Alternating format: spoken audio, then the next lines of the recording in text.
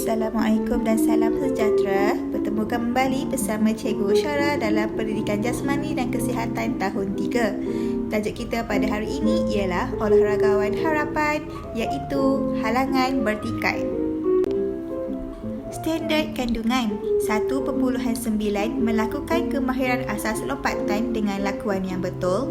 2.9 mengaplikasikan konsep pergerakan dan prinsip mekanik dalam kemahiran asas lompatan.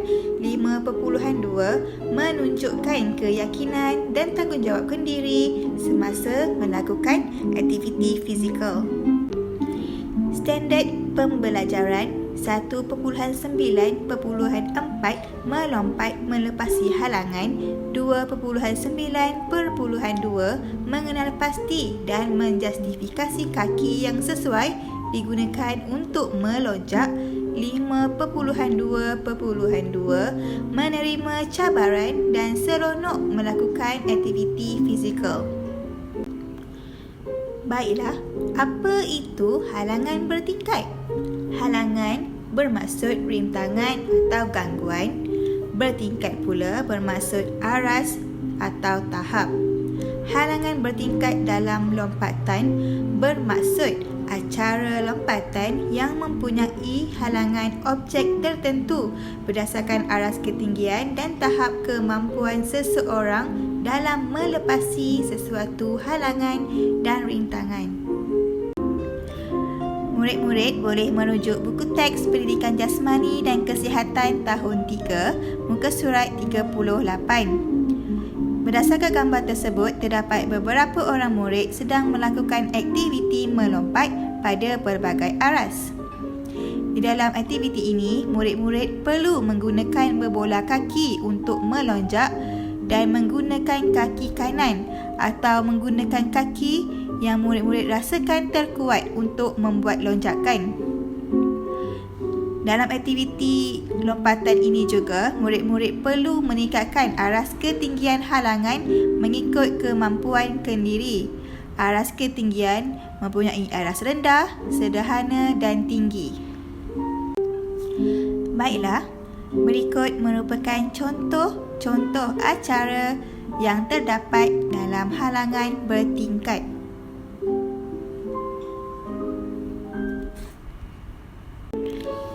Baiklah, sebagai contoh, salah satu acara yang melibatkan halangan bertingkat ialah lompat tinggi.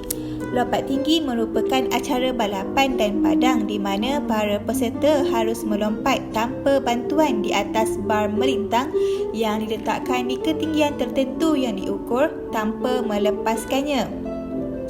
Dalam pertandingan khususnya, palang akan dinaikkan setelah peserta berjaya melepasi ketinggian palang yang diletakkan.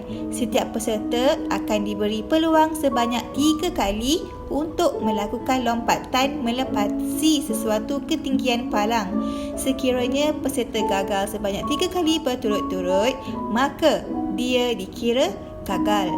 Para peserta yang menyertai acara ini perlu melompat setinggi yang dapat dilakukan untuk menentukan kemenangan mereka dalam acara tersebut. Untuk murid-murid yang ingin mengambil bahagian dalam acara ini, murid-murid perlulah berlatih untuk memantapkan gaya dan cara larian dan lompatan yang konsisten. Kemudian barulah murid-murid boleh mempelajari pula fasa lonjakan, layangan dan mendarat. Murid-murid juga perlu membuat latihan dengan aras ketinggian mula yang rendah kerana latihan yang sedemikian akan meyakinkan diri dan membetulkan teknik lari, lonjakan, layangan dan mendarat. Semua gaya lompatan boleh dibahagikan kepada 4 fasa pergerakan, iaitu yang pertama, penujuan, larian menghala ke palang. Yang kedua, lonjakan, iaitu tindakan kaki untuk menaikkan badan. Yang ketiga, layangan, iaitu gaya dan kedudukan badan ketika berada di udara dan di atas palang.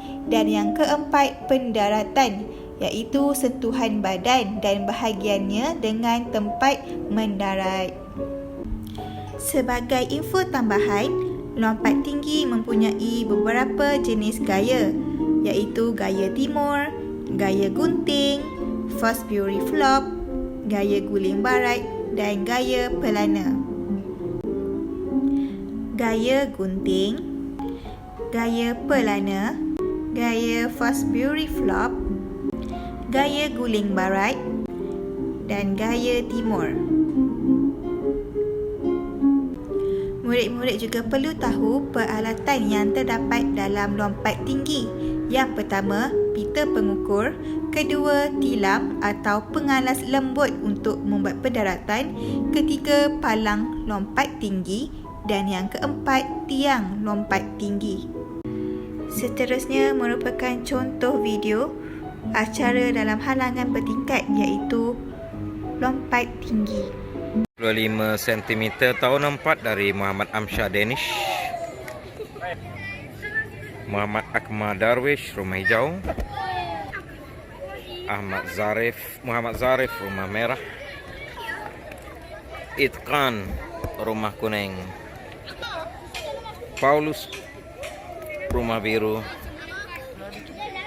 Muhammad Alif Haikal, rumah hijau. Kurang berjaya. Muhammad Hazif Zafran, rumah kuning. Batal. Cobaan kedua, Muhammad Alif, rumah hijau. Ahmad Hazim, rumah merah, cobaan kedua berjaya. Dan Muhammad Hazif Zafran, rumah kuning. Cobaan kedua gagal. Cobaan terakhir daripada rumah kuning. Ya, akhirnya 100 cm Muhammad Amsyah, rumah biru. Gagal di situ. Seterusnya, lompatan menggunakan hurdle sebagai asas latihan dalam lompatan. Mon. Good. Good. Good. Okay. Okey murid-murid, semua dah faham kan? So, let's do some quiz.